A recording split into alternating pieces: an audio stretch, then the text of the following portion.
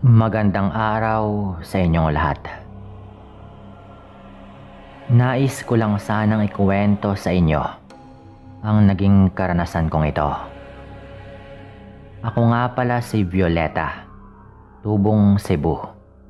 Nangyari itong naging karanasan ko noon sa isang aswang. Noong ipinagbubuntis ko yung aking panganay na anak.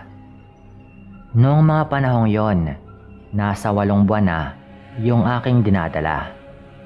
Dahil wala pa kaming bahay noon. Dahil nga inuuna pa po naming paglaanan ng gastusin ng aking panganganak, ay doon na muna kami sa tiyahin ko na matandang dalaga, tumuloy. Okay lang naman kay tita, natawagin po pala nating Tita Bebang. Dahil kada linggo ay nagbibigay naman sa kanya yung asawa ko na tawagin po pala nating Roger. Mga pandagdag gastusin lamang po. Naging maayos naman yung aming pakikituloy kay tita. Ngunit ng patagal ay parang nag-iiba yung kanyang ugali. Dahil nalaman ko na sinusugal nito yung perang binibigay sa kanya ni Roger. Hindi naman ako noon naglihim sa aking asawa at nabanggit ko nga po yun sa kanya. Isang gabi, umuwi ng lasing itong si Roger dahil karawan ng kanilang amo.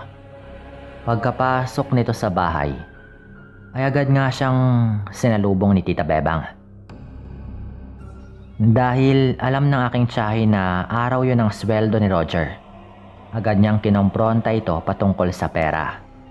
Dahil doon, tumaas naman yung boses ng asawa ko at sinabihan niya yung tiyahin ko na mukhang pera. Siyempre, lasing nga po ito. Dagdag pa niya ay kung ginagamit lang nito sa tama yung pera na kanyang ibinibigay, ay hindi kakapusin yung budget sa loob ng bahay. Noon ngang gabing yon, parang tumaas yung presyon ng dugo ni tita at tila uminit po yung kanyang ulo. Walang preno noon yung kanyang dila at kung ano-ano na yung mga sinabi nito kay Roger. Pinapalayas rin po nito kami dahil nga sa pangyayaring yon. Kahit lasing yung asawa ko at gabi na yon, agad naming hinakot yung aming mga gamit palabas ng bahay. Hindi na kami nakapagpaalam dito at umalis na nga po kami roon. Hindi man namin alam kung saan kami pupunta, ay nagpatuloy lamang kami sa aming paglalakad. Ayon kay Roger, kapag may dadaang tricycle, sasakay na lang daw kami at tutungo sa bahay ng isa niyang katrabaho para doon na muna pansamantalang makitira. Wala naman akong nagawa noon kung hindi yung sumama. Wala akong naging pakialam noon. Kahit na mabigat na yung tiyan ko, ang tanging nasa isipan ko kasi noon ay ang makaalis na rin kami sa bahay ni tita dahil hindi na nga maganda yung aming samahan. Nasa kalagitnaan kami ng aming paglalakad noong makarinig ako ng mahinang paghuni ng parang ibon. Dahil doon, napakapit ako sa aking asawa. Sinabi ko sa kanya na baka sinusundan kami ng aswang. Kaya nagpalinga-linga nga si Roger sa paligid. Habang patuloy kami sa paglalakad, ay naririnig pa rin namin yung paghuni na parang unti-unti nang nagiging huni ng wakwak. Pinanindigan ako ng aking mga balahibo noon. Kaya saglit nga akong tumigil. Napasa po ako sa aking tiyan. Lalo pa at naramdaman kong unti-unting nagiging matigas yung tiyan ko. Wala akong ibang naisip noon kung hindi baka manganak na nga ako. Halos hindi ko na nga magawa pang makakbang dulot ng matinding kirot. Narinig kong tinatanong ako ng aking asawa kung kamusta ba yung lagay ko. Ngunit hindi ko na nga nagawang makasagot pa nang mapatitig ako sa unahan namin. May nagdalawang nagbabagang bagay kasi na bilugan. Habang nakikita ko po yon, Patuloy naming naririnig ang paghuni ng wakwak. Dahil doon, napasigaw na nga yung aking asawa. Kung sino ka man, huwag kang haharang sa dinadaanan namin. Hindi mo kilala kung sino yung kinakalaban mo. Yun po yung eksaktong winika ni Roger noon. Hindi naman natinag yung nilalang na napagtanto ko na baka isa na palang aswang. Nanatili siya sa kanyang kinaroroonan, kaya saglit din kaming natigilan ng aking asawa. Dumampot si Roger noon ng bato at binato yung bahagi kung saan naroroon yung nasabing nilalang. Inakala ko nga na aalis na yon dahil baka matamaan ito. Pero hindi man lang yon gumalaw at patuloy kong nakikita ang kanyang mga mata na talagang nagbigay sa akin ng kilabot. Walang ano-ano, mas lalo akong nakakaramdam ng kirot at parang may kung anong hinuhugot sa aking tiyan. Dahil doon ay napasigaw ako. Kaya nataranta na nga rin yung asawa ko. Kahit na nasa gitna kami ng daan, inalalayan po nito ako para makaupo sa lupa. Saktong pagkayuko po nito, ay may napansin siyang likido at nang salatin niya, ay nalaman naming dugo na po pala yon. Palakas na rin po noon ng palakas yung kabang aking nararamdaman. Napaiyak na po ako noon dahil sa aming sitwasyon. Marahil dahil sa espiritu ng alak noon kay Roger, ay naging malakas po yung kanyang loob. Mura po ito ng mura habang mabilis na lumalapit sa bahagi kung saan naroroon ang nagbabagang mga mata. Ngunit nang tuluyan ng makalapit si Roger doon, ay napasigaw po ito. May narinig akong pagaspas ng pakpak na bigla pong lumipad at lumayo sa kinaroroonan namin. Muling bumalik yung aking asawa sa bahagi kung saan nga ako nakalumpasay. At inalalayan nga po ako nito. Sinabi niya sa akin na wala na raw yung aswang dahil naitaboy na niya. Ngunit sa halip na makampante, ay muli akong nakaramdam ng pangamba para sa anak naming dinadala ko sa aking tiyan. Dinudugo kasi ako noon at hindi pa rin nawawala yung kirot sa aking puson. Kung ano man yung nangyari sa nilalang, mukhang masyado po yung maingat na nung nilapitan po siya ng asawa ko, ay agad po yung lumipad. Nang mga panahong yon, parang nawala yung kalasingan ng aking asawa. Inalalayan po nito ako. Kahit pa na siya rin yung nagdadala ng bag naming puno ng mga gamit. Medyo may kalakihan rin po kasi yung katawan ng asawa ko. Nabatak rin po yung kanyang pangangatawan. Nung makadaan na kami sa bahaging may mga kabahayan, hindi na po siya nagdalawang isip pa at sumigaw na rin po siya ng tulong. Kahit alam namin na baka tulog na ang ibang tao, ay sigaw pa rin kami ng sigaw ng tulong dahil desperado na nga po kami. Sa kabutihang palad, lumabas po sa kanilang bahay yung isang kababaryo ni Tita Bebang. Tawagin po natin siyang Mang Julio. Minsan na rin po siyang nakainuman ng aking asawa, kaya sinalubong po niya kami at tinanong kung ano nga bang problema. Sinabi naman kaagad ni Roger yung aming naging karanasan at maging yung nangyari sa akin. Dahil doon, mabilis namang kinuha ni Mang Julio yung kanyang tricycle at pinasakay po nito kami at sinabi sa amin na pupunta muna kami sa isang albularyo bago tumungo ng ospital. Walang tigil naman yung pagpapasalamat namin sa kanya noon. Habang pinapaharurot po nito yung kanyang tricycle patungo sa bahay ng kilalang albularyo sa Karatig Baryo. Pagdating namin doon, ay nataong gising pa naman yung matandang albularyo. Kaya inilahad kaagad namin sa kanya yung problema. Napailing na lang ako noon nang magsabi yung albularyo na dinugo ako dahil sinusubukang kunin ng aswang yung sanggol. Dagdag pa niya dahil malapit na raw akong manganak. Mas napadali ang kung anumang binabalak ng aswang.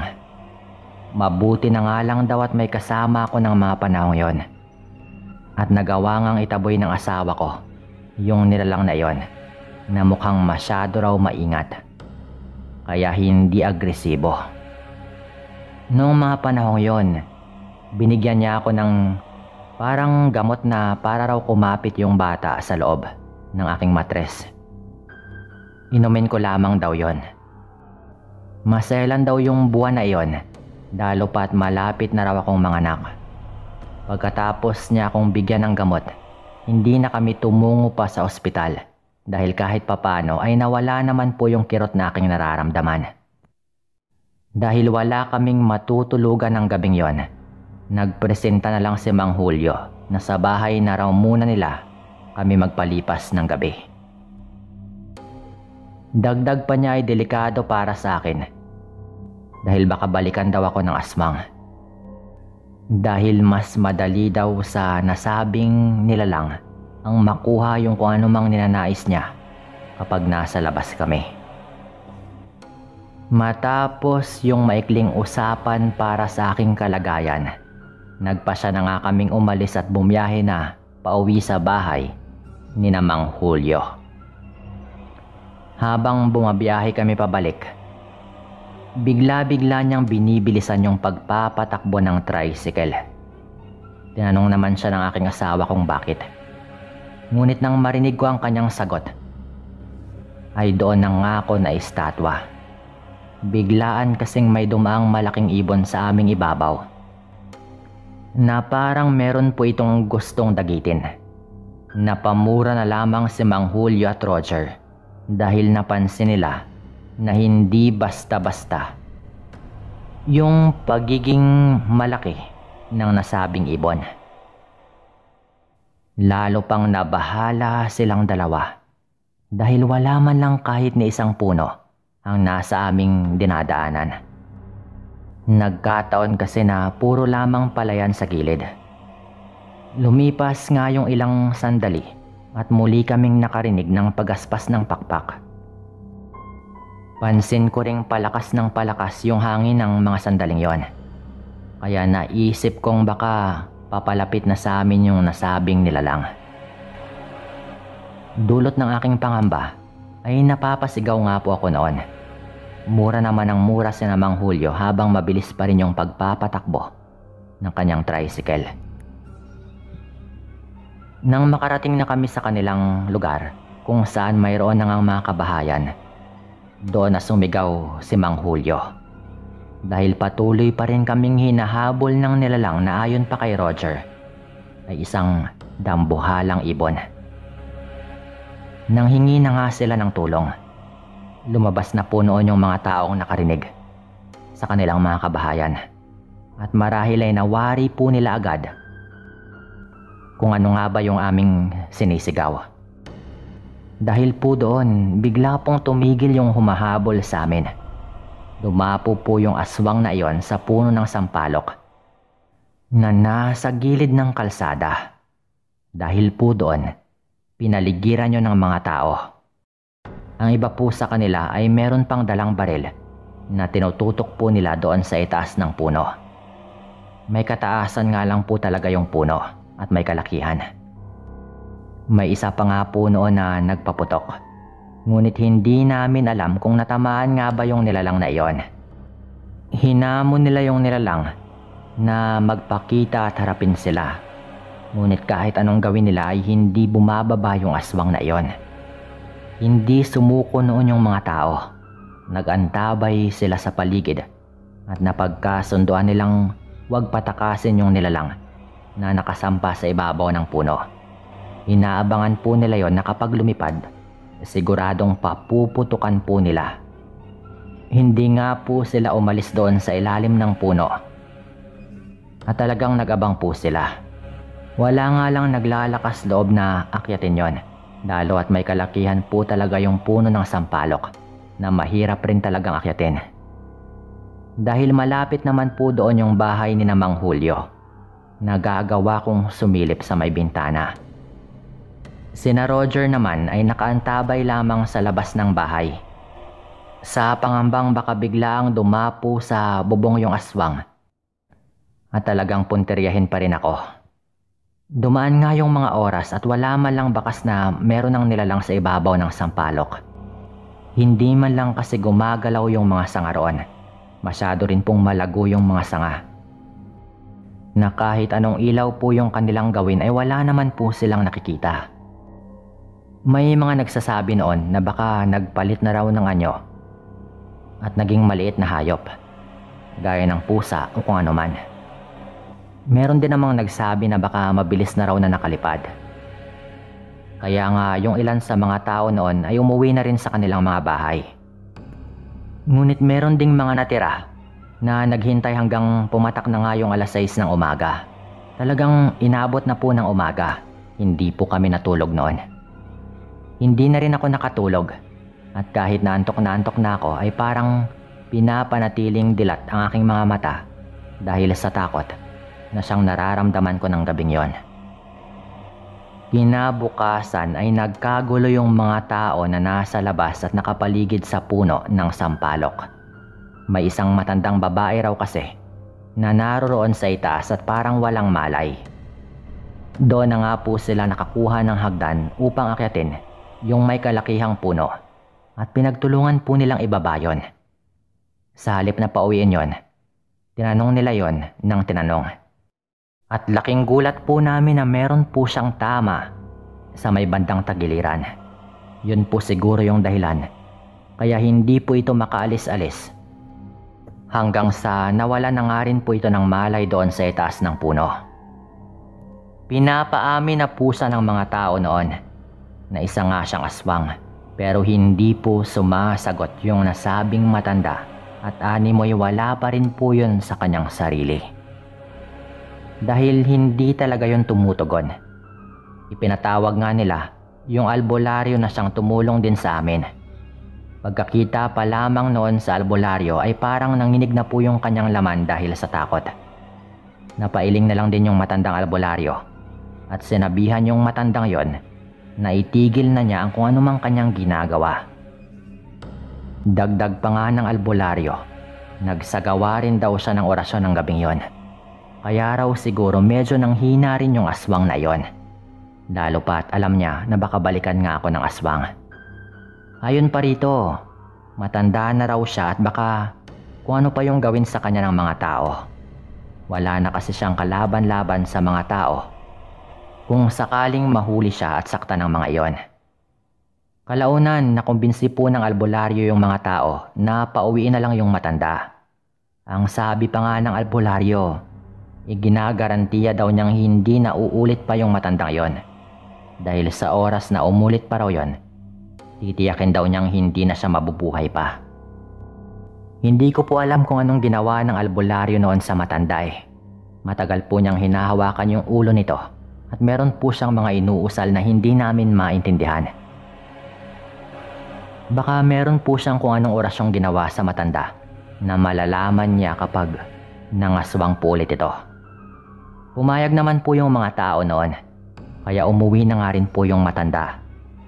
Kahit na uugod-ugod na po yun, ay ginawa niya po yung lahat ng kanyang makakaya para makalayo sa lugar.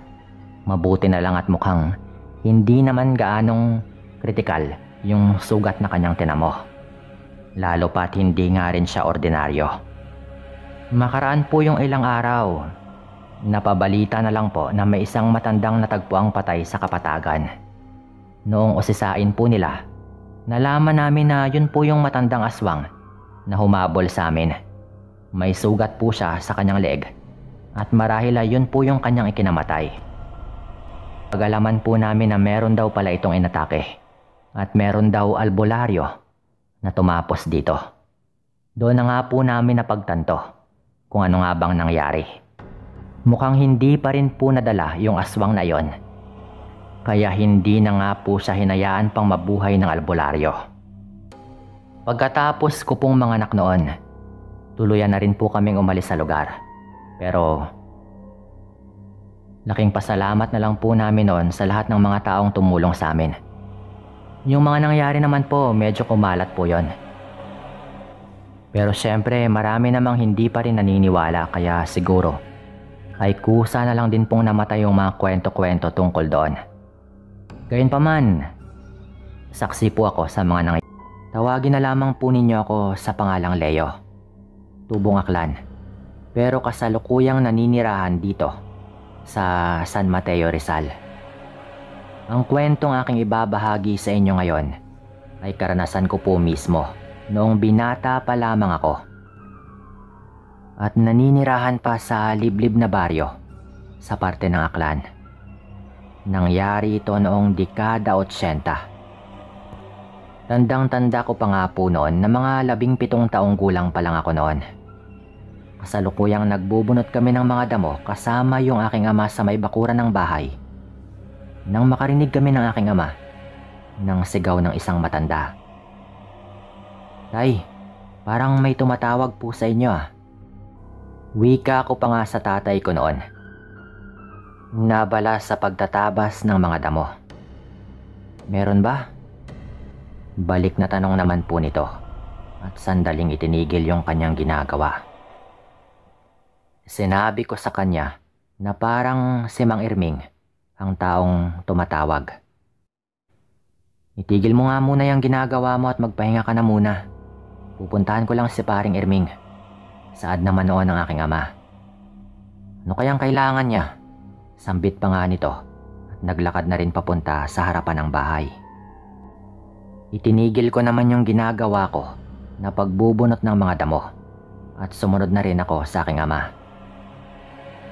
"Paring Irming, ano't sumisigaw ka riyan? Ano bang kailangan mo?" Tanong pa nga ng aking ama noon nang makita nito ang kanyang kumpare. Nakita kong hingal na hingal si Mang Irming, kung kaya't agad na nagmadali na akong kumuha ng inuming tubig at ibinigay dito. Matapos abutin ng matanda yung tubig, ay agaran nitong nilagok yon at napahinga muna ito ng malalim bago humingi ng tulong. "Pare, yung anak ko, pakiusap, tulungan mo ko." Nagkukumahog na humingi pa ng tulong sa aking ama itong si Mang Irming. "Teka lang pare, kumalma ka muna at nang sa ganun ay magkaintindihan tayo." Wika naman ng aking ama na siyang ginawa naman ni Mang Irming. Huminahon yung kumpare ng tatay ko bago dahan-dahang nagsalita na nawawala o mano ang kanyang bunsong anak. May nakapagsabi raw na pumunta ito sa Karatig Sitio at may kasama raw yung lalaki. "Pakiusap pare, alam kong ikaw lang yung makakatulong sa akin. Tulungan mo naman ako." Kabado pa niyang sabi na mahalata mo talaga sa kanyang mukha yung takot. Binalingan ako ng aking ama at inutusang iligpit na muna ang mga kagamitan at tulungan na muna ang kanyang kumpare sa paghahanap sa anak nito. At matapos kung gawin yung kanyang iniutos, sabay na kaming naglakad pabalik sa bahay ni Mang Irming. Kung hindi nyo kasi na itatanong mga kaswangan, isang manggagamot yung aking ama at siya yung tanging takbuhan ng mga kababaryo namin sa tuwing may nagkakasakit at pinaglalaroan ng kung anumang nilalang sa paligid. Habang naglalakad kami, ay pilit na pinapakalma ni tatay ang kanyang kumpare. Sinabihan niya itong wag mag-alala at huminahon na muna. Dahil walang magagawa kung matataranta pa nga ito. Sa pagdaan ng ilang minuto, ay narating na rin namin yung bahay ni Mang Irming at inikot muna ng aking ama ang kabuuan ng bahay para makita kung meron bang kakaiba. Matapos nga niyang ikutin yung kabuuan ng bahay, nalaman niyang merong presensya ng aswang sa paligid. Kaagad na sinabi nito sa kanyang kumpare ang tungkol sa kanyang nalaman. Naalarma naman si Mang Irming at labis yung pag-aalangan na kanyang nararamdaman tungkol sa kanyang anak. Maghinay-hinay ka. 17 na yung anak mo. Marahil ay alam na rin ito ang kanyang ginagawa. Ipagdasal na lamang nating mahanap siya kaagad at walang nangyaring masama sa kanya. Wika pa nga ng tatay ko at agara na kaming inayang pumunta sa Karatig Baryo. Nakaramdam na ako ng hindi maganda sa nakikita kong kakaibang ikinikilos ng aking ama. Sa kadahilan ng isang pagkakataon ay hindi pa ako nakapunta sa kanyang sinabing sityo. Dahil mulat sa pool ay mahigpit na kabilin-bilinan sa akin ng aking ama na huwag pumunta sa Karatig sityo sapagkat hindi umano normal ang ilang mga naninirahan sa lugar na iyon. Isa pa, medyo mahirap rin po yung marating dahil kailangan mo talagang lakarin at wala ka namang masasakyan. Sa pagpapatuloy ng aming paglalakad, pinayuhan ako ng aking ama na anuman yung mangyayari ay huwag lumayo sa kanyang tabi. Huwag ko rin daw tanggalin yung aking suot na kwintas na San Benito dahil yun lamang yung makakapagligtas sa akin sa oras ng kapahamakan. Sinabihan rin ni tatay ang kanyang kumpare na huwag munang magsasalita pagdating namin doon sa sityo. Hayaan daw nito na siya na lamang muna yung makikipagdiskusyon. Tandaan mo lang lahat ng mga sinabi ko. Huwag ka munang gumawa ng aksyon hanggat hindi ako nagbibigay ng hudyat. Nagkakaintindihan ba tayo? Pahayag pa po noon ng aking ama. Huwag kang mag-alala pare. Hindi ko hayaang mapahamak yung anak mo. Dagdag pa nga nito sa kanyang kumpare. Mahigit 1 oras rin po yung nilakad namin papunta doon sa sityo kung saan merong nakapagsabing naroroon nga yung anak ni Mang Irming. Nang makarating na nga kami doon, sa bungad pa lamang ay sumalubong na sa amin ang kakaibang amoy at hindi ko alam kung saan o ano nga ba yung amoy na yon. Nung naglalakad na kami papasok, ay nakita kong napakaraming bangaw ang nagsisiliparan sa buong paligid. Nako naman, anong klaseng lugar ba itong pinasukan natin? Napakaraming bangaw. Mga tao ba yung nakatira dito? Inis na tanong pa nga po noon ni Mang Irming at panay yung kanyang pagpagpag ng laylayan ng kanyang damit. Dahil nga sa mga bangaw na dumadapo doon. Sinabihan naman siya ni tatay na huwag na lamang intindihin pa ang mga napapansin niyang bangaw. Bilisan na lamang umano namin ang aming paglalakad para mahanap na nga namin ang anak ni Mang Irming. Magandang araw ho, Manong. Bati pa nga ng aking ama sa matandang nakasalubong nito. Nanlaki yung mga mata ko nang makita ko na nanlilisik yung mga mata ng matanda at para bang nanlilimahid sa langis yung kanyang balat. Napataki pa nga ako ng ilong nang malanghap ko ang mabahong amoy na sa tingin ko ay nagmumula doon sa matanda. Akmang magsasalita pa nga sana ulit yung aking ama.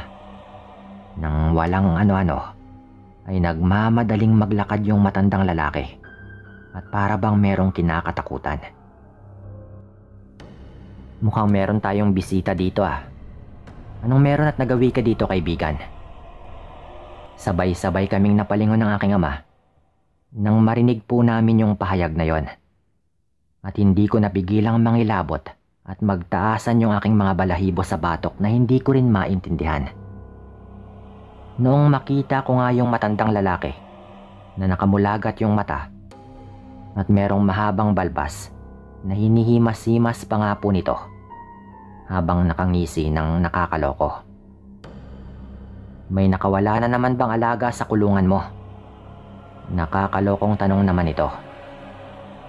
Diretsa ang sinabi ng aking ama na nawawala yung bunsong anak ng kanyang kumpare at may nakapagturo na doon sa sityo na iyon na kung saan nga kami naroroon.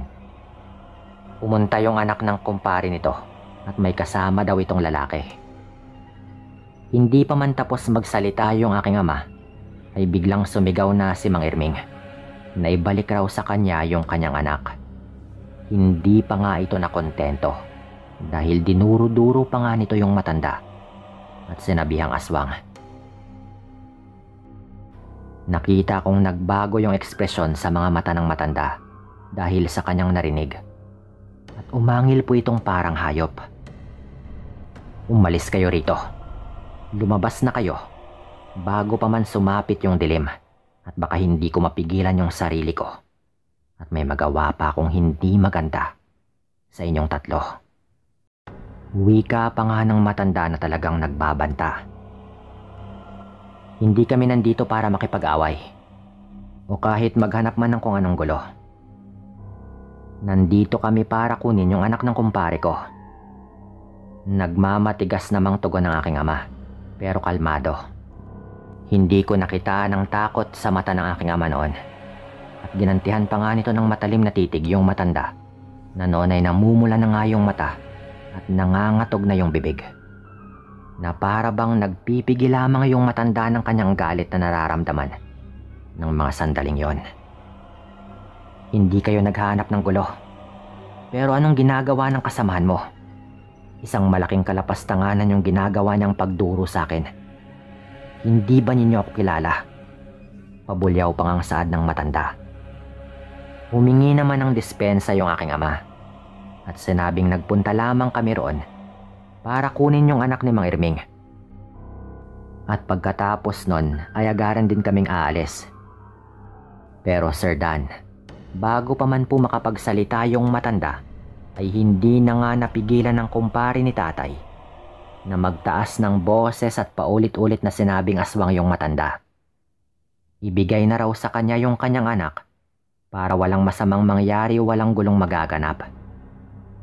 Dahil sa ginawa ni Mang Irming, ay nakita kong lalong nanggalaiti yung matanda. Naninindig yung mga balahibo ko sa batok dahil kinilabutan po talaga ako noon. Nang sa isang kurap lamang ng aking mga mata, ay bigla pong nawala yung matanda. Nalingat lang ako saglit at hindi ko na po ito mahagilap.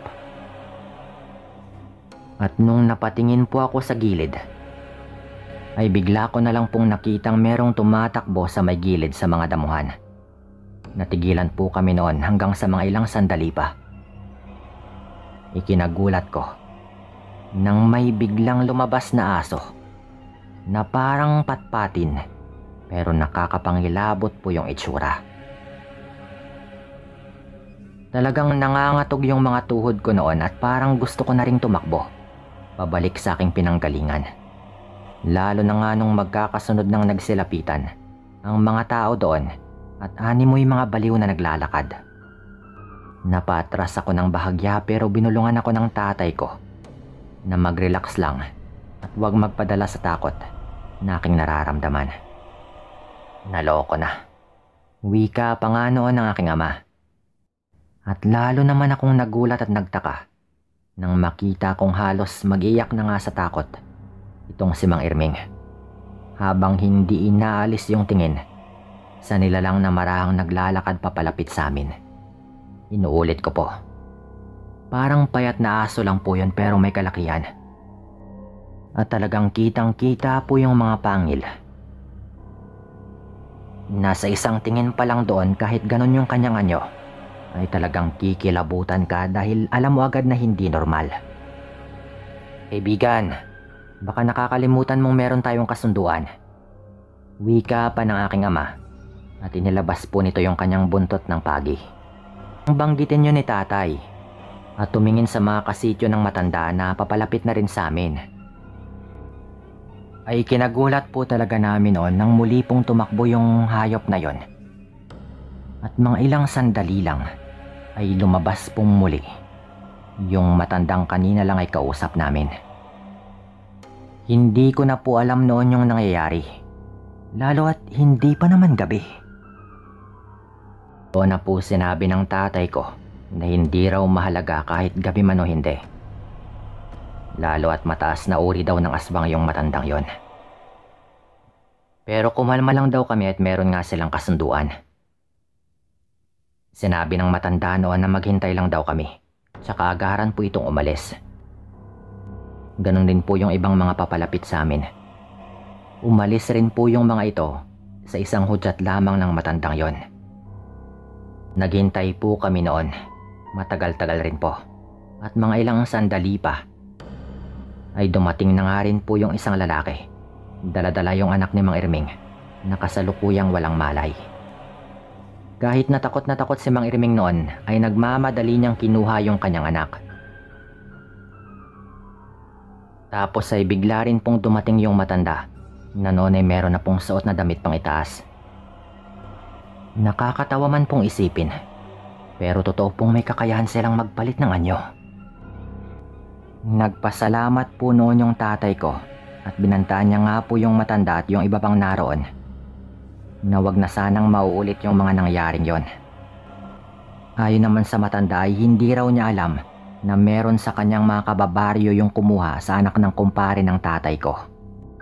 Kaya nga raw medyo naging agresibo siya nung una, lalo na't dinuro-duro pa raw siya ni Mang Irming. Isang napakatalim na titig yung ipinukol ng matanda noon sa aking ama bago tumango at tinalikuran na nga po kami.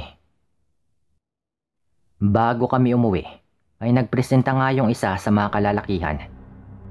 Naihatid kami sa may bungad ng kanilang lugar. Sa kadahilanang dumidilim na rin po noon yung paligid at bilang respeto ay pumayag naman yung aking ama. Naihatid kami ng lalaking yon hanggang sa bungad. Sa paglipas ng ilang sandali, nang makalabas na nga po kami doon ay sandali ko pang nilingon yung sityo na aming pinanggalingan. Bahagya pa nga po akong kinabahan nang makita kong may nakatingin ulit sa amin na isang malaking aso. Nang mga sandali po kasing yon ay medyo dumidilim na at nakikita ko po yung mga mata nitong nagliliwanag. Pero sinabihan ako ni tatay na wag nang pansinin yon. Nang makauwi na nga po kami ay sinabi pa ng tatay ko yung pangalan ng matandang aming nakausap. Pero hindi ko na rin po yun babanggitin pa dito. Ayon pa kay tatay ay kaibigan raw niya dati yung matanda. At minsan pa nga raw na iniligtas ni tatay yung kanyang buhay. Yun daw yung dahilan kung bakit naging magkaibigan sila noon. Pero dahil magkaiba raw sila ng mga katayuan sa buhay. Dahil aswa nga yung matanda habang albularyo naman yung tatay ko. Kaya't napagkasunduan daw nilang dalawa na huwag gagalawin yung mga kababaryo ni tatay. Nangako naman daw yung aking ama na kung sakaling meron siyang mahuling lumabag sa kanilang kasunduan ay hindi raw niya yon papatayin. Ayon pa kay tatay, yung lalaking kumuha daw sa anak ni Mang Irming, hindi raw niya yon kilala. Baguhan daw siguro yon sa kanilang lugar, kaya't kahit yung matandang aswang ay hindi rin alam yung ginawa nito. Ayon pa kay tatay ay sigurado rin daw siya na isa ring aswang yung lalaking yon. Yun din daw marahil yung dahilan kung bakit kinuha nga nito yung anak ni Mang Irming na kursunadahan daw siguro. Simula nga po nang mangyari yon, kami pong mga magkakamag-anak at yung mga kababaryo po namin ay hindi po talaga pumupunta doon sa sityong yon. Pero ngayon po parang nawala na rin po doon yung mga pinaghinalaang aswang. Nagsialisa na rin po. Lalo at kumalat na rin po noon yung tungkol sa kanila. Dito ko na rin po siguro tatapusin yung kwentong ito at maraming salamat po.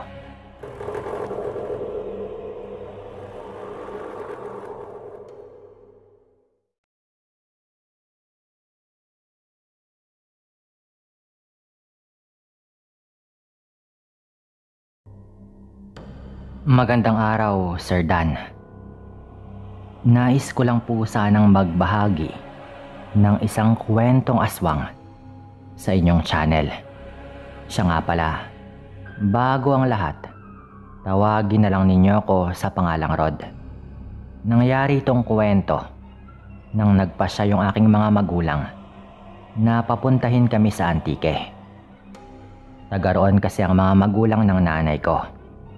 Kaya naisipan nila ni tatay na pagbakasyonin kami roon upang kahit paano raw ay makatikim din kami ng buhay Antique. Kasama ko po noon ang nakababata kong kapatid na tawagin po nating Putong.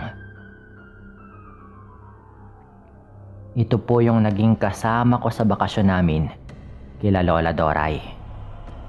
Ayon pa sa aming mga magulang, Dahil wala pa naman kaming pasok, doon na muna kami sa bahay ng aming lola. Napagkasunduan na kasi ni nanay na susunod na lamang daw sila sa amin dahil may kung ano pa silang dapat tapusin. Dahil doon, sinabi ng aking ina sa amin na mauna na lang daw kami at susunduin na lang daw kami ng isa pa naming tiyuhin. At pumayag naman po kami noon. Bago kami tuluyang umalis, pinabaunan pa kami ni nanay ng tig-iisang piraso ng luya. Nang sa gayon daw, ay hindi daw kami mabati roon. Baka raw kasi manibago yung mga tao sa amin at may makasalamuha pa kaming hindi normal.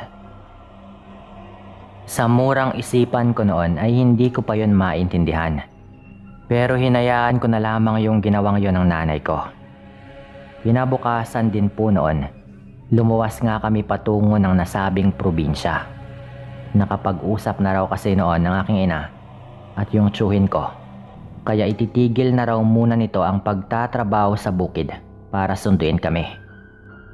Hindi ko na matandaan kung ilang oras yung naging biyahe namin noon. Pero habang nakasakay nga ako noon sa bus ay naging panay yung pagtitig ko sa mga nadadaanan namin. Yung kapatid ko naman na si Putong ay natutulog. Kaya hinayaan ko na lamang po ito. Noong nakakalahati na namin yung aming biyahe, ay doon na nga ako nagpasyang umidlip. Malalaman ko rin naman kung babaan na namin. Dahil gigisingin naman ako ng konduktor ng nasabing bus gaya nga ng napag-usapan. Hindi ko na malayan kung ilang oras noon yung aming naging biyahe. Pero pareho naman kaming nagising agad ni Putong.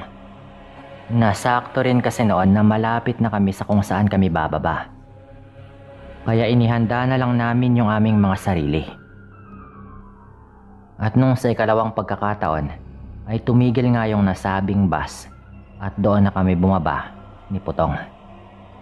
Nang mga panahong yon, sobrang aga pa at wala pang gaanong mga tao sa lugar kung saan kami susunduin ni Putong. Dahil doon, naisipan kong bumili na lamang ng kape. Naiwan naman noon si Putong sa upuan kung saan nga nag-aantay ang mga tao. Pagkatapos kong bumili ng kape at nang pabalik na sana ako kay Putong, nakita ko siyang merong katabing isang matandang lalaki. Nakikipag-usap yon sa kanya.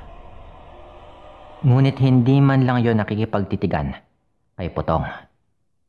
Dahil kahit papano ay meron naman din akong alam patungkol sa mga aswang. Yun kagad yung una kong napansin. Dahil doon, dali-dali nga akong lumapit sa aking kapatid. At malayo pa lang ay tinatawag ko na nga ito. At nang makalingon siya, ay dali-dali ring umalis yung nasabing matanda. Sinundan ko pa nga po ito ng tingin hanggang sa makalayo na nga rin po ito. Nang wala na yung matanda, lumapit ako kay Putong at tinanong siya kung ano nga ba yung sinabi ng matanda. Hindi naman daw niya yon maintindihan. Dahil nang makalapit daw sa kanya yon, pakiramdam daw niya ay wala siya sa kanyang sarili noong mga sandaling yon. Nagsimula nang lumakas yung kabog ng aking dibdib noon. Babalaan ko na sana si Putong na umalis na muna kami sa aming pwesto. Ngunit nataon din noon na papalapit na sa amin yung kapatid ng aming ina na tawagin nga po naming Tito Dado. Ito nga po yung napag-usapang susundo sa amin. Hindi na kami nag-aksaya pa ng oras noon at nagpasya na nga rin kaming bumiyahe pa uwi doon sa bahay ni Lola. Habang nasa biyahe noon, ikuwinento ko kay Tito ang patungkol doon sa matandang kumausap kay Putong. Agad namang napailing itong si Tito at sinabi niyang hindi sana yon pinansin ng aking kapatid dahil baka masama raw yung pakay ng matandang yon. Nang wikain yun ng aming tiyuhin, nagtanong ako sa kanya patungkol sa kung gaano katotoo yung mga aswang. Ilang segundo naman siyang natigilan noon, pero paglipas noon ay nagsalita na nga rin ito. Totoo sila. Kaya kinakailangan niyong mag-ingat dahil mga bakasyonista kayo dito. Wika pa nga po ni Tito. Makaraan nga yung mahigit 2 oras na biyahe, nakarating na kami sa bahay ni Lola. At dahil nananabik na rin kami sa mga tanawin sa paligid, nagpa siya kaming maglibot sa kanilang baryo. Marami kasi yung nagbago sa kanilang nayon, lalo pa't unti-unti nang naabot ng sibilisasyon. Ngunit may isang lugar na nananatiling walang pagbabago. Yun nga yung bahagi kung saan may mga tanim na niyog.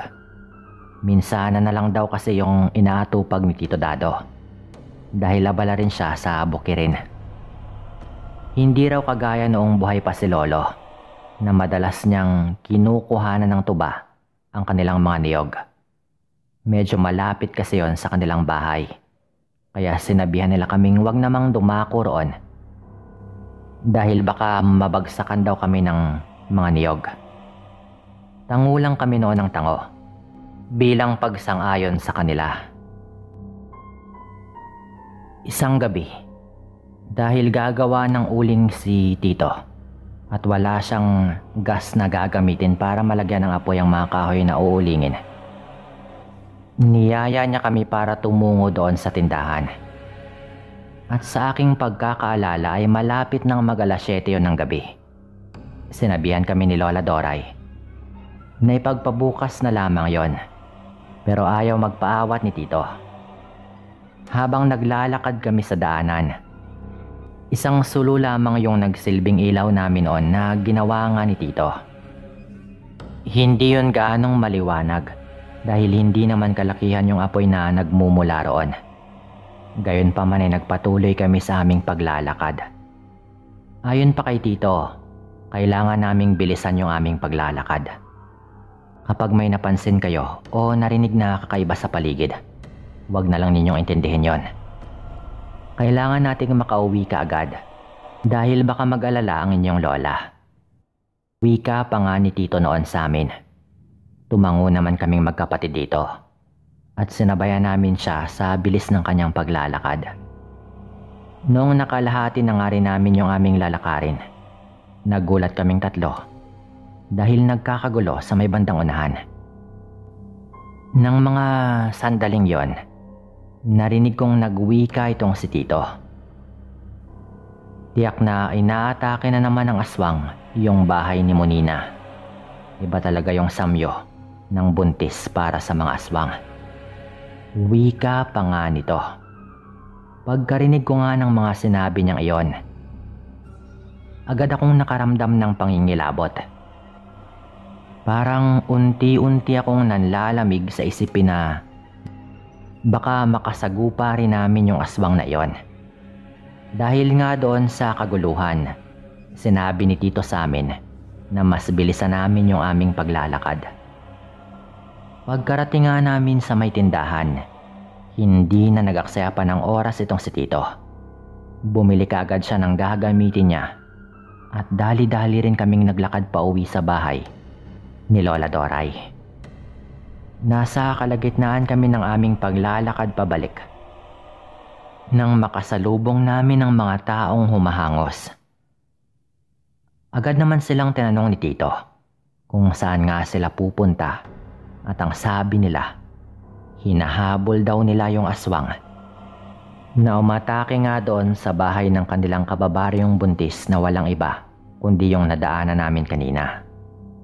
Matapos wikain ng mga taong yon yung bagay na yon, agad din po silang umalis. Kaming tatlo naman ay mabilis na naglakad pa uwi. Habang naglalakad noon, nakaramdam ako ng kakaiba sa paligid. Parang may mga mata na nakamasid sa amin. Ngunit para hindi matakot, hindi ko na lamang yun pinansin pa at hindi na lang din sinabi kina Tito, pati na rin sa kapatid ko. Saktong pagkarating nga namin sa bahay ni Lola Doray, bigla kaming binulabog ng mga ingay doon sa labas. Parang inakay yun ng isang ibon na gutom. At habang nasa ganong sitwasyon, yung labas ng bahay, ay nataranta nga noon si Lola Doray. Parang hindi niya alam kung ano yung kanyang gagawin dahil yun daw yung unang pagkakataon na sinugod kami ng aswang. Ang sabi pa noon ni Tito, baka nasundan daw kami ng aswang na siyang umatake rin sa bahay ng buntis na kababaryo nila. Sa kadahilanang yon, sinabihan nila kami na pumasok na sa kwarto. Wala kaming nagawa noon ni Potong kung hindi yung sundin yung kanilang sinabi. Pagkapasok namin, nasakto naman na merong bumagsak sa bubungan. Narinig pa namin ni Potong na parehong nagmura si Lolo at Tito, kaya nakaramdam na rin kami ng pagkabahala. Ilang sandali pa, may kung anong nilalang ang kumakaloskos sa aming bubungan. Naanimoy balak nitong sirain yon. Walang ano-ano, may bumaba sa bahay ni Lola at nalaman na lang namin na si Tito Dado. Nang makarinig kami ng pagmumura nito, habang mura ito ng mura, ay siya ring huni ng nilalang sa ibabaw. Makaraan nga yung ilang saglit, pumasok si Lola sa aming kwarto at kinamusta po kami nito. Sinabi nitong baka natipuhan daw kami ng aswang, lalo pa at bagong salta raw kami sa kanilang baryo. Natigil lamang yung aming usapan nang marinig namin na parang umuungol itong si Tito Dado na animoy nasasaktan. Sa kadahilanang yon, lumapit kami sa bintana at sinubukan naming silipin ang kung anumang nangyayari doon sa labas ng bahay ni na Lola. Pagkadungaw namin ay halos hindi kami makapaniwala sa aming nakita. Nakikipagbuno pala itong si Tito sa isang itim na nilalang na parang puno po ng langis yung katawan. Kahit na medyo dihado yung aming tsuhin, pinilit nung makipaglaban. Wala siyang ibang hawak noon kung hindi yung sanggot na luma na siyang gamit pa ni Lolo sa pagkuha ng tubo noong araw. Alam naman po siguro ninyo kung ano po yung tinutukoy kong sanggot. Yun po yung patalim na parang pakurba, yung hugis. Habang abala yung aswang noon sa pag-ibabaw kay Tito at sa walang tigil na pagsubok sa pagkalmot sa dibdib nito, abala rin po si Tito sa paghanap ng magandang pwesto at tiyempo. Nakita ko kasing ginagalaw niya ang kanyang kamay na merong hawak na sanggot. Kaya naisip kong naghahanda siya para sugatan yung aswang na yon. Itong sanggot po na ito ay parang hugis karit din po. Sana po ay naiintindihan ninyo yung ibig kong sabihin.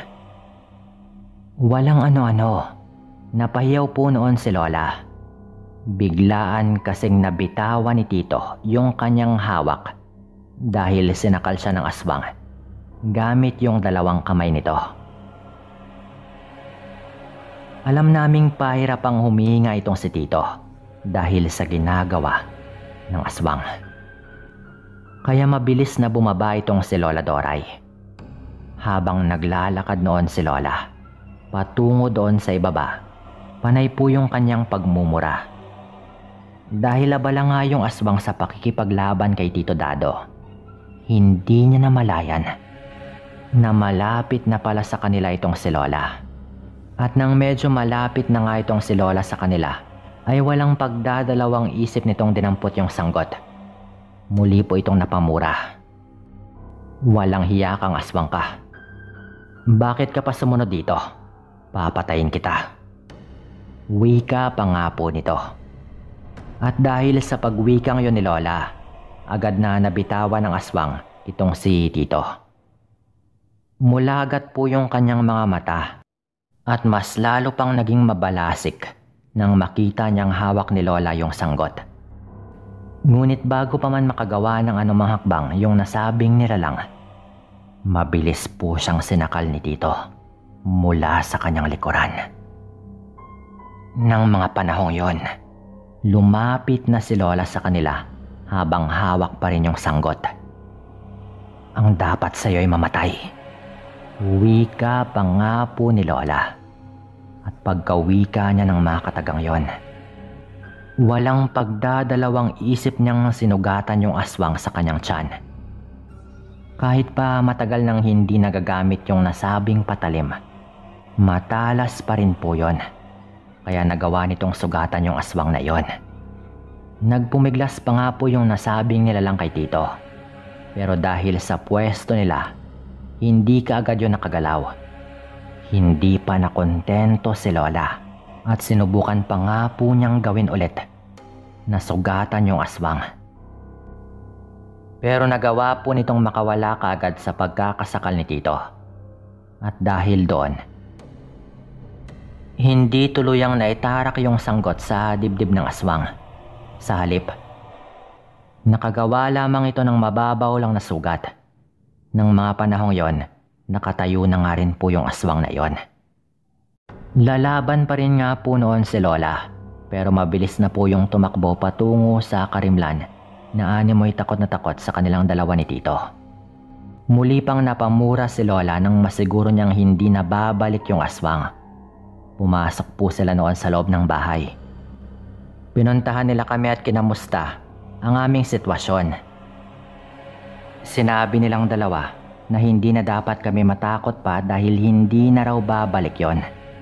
Dagdag pa nga ni Lola, sa oras na bumalik pa raw yung aswang na yon, ay tutuntunin nila yung bahay ng aswang at saka susulangin. Matapos nga yung pangyayari ng gabing yon, sa kabutihang palad ay hindi na rin po kami binulabog pa ng aswang. May mga bali-balitang inaswang pa rin yung buntis na kanayon ni na Lola. Ngunit hanggang sa makauwi kami, hindi na rin kami binisita pa ng nilalang na iyon. Mananatili pa sana kami roon, subalit dahil buntis si nanay, pinayuhan kami ni Lola na umuwi na lamang para hindi kami aswangin. Dito ko na nga rin po ito tatapusin at maraming salamat po.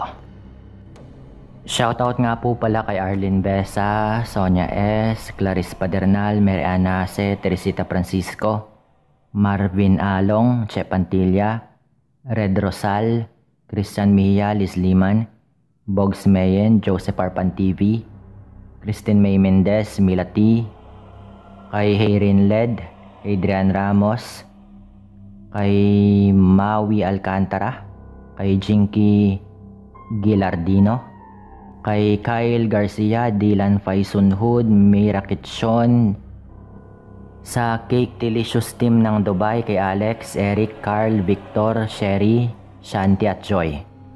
Kay Jillia Marto Balde, Julie Publico, Jason Johnson, kay Angie, kay Hazel Fiesta, Torres Pagia, Regan Macheco, Rhapsody Porlage, kay Queenie, kay Jelen Paclibar, PJ Imos, Ariel Arbiol, Robelin Albas, Pedril Chrome, Mary Jane Monteclaro, Riva Jane T, kay Joy Joy, kay Mon Galario, kay Ira Farillon, kay Alvin Mabilin, Romnick de la Cruz, Julius Miguel, kay Michelle Cedron, Edmond Vargas, kay Paula Miranda, Mary Acelar, Vincent Colobong, kay Christy Joy, Jessel May Libuon, John Raymond De Pedro, kay Lowry Comia, kay Vincent Romarate, John Ray Margallo, Jacqueline Sevilla, Nikki Jamjam, Angelo Panes, Mark Yanalam, Rayson Yao, Connie Erigon, Imelda Reyes, Janeline Mangolabnan,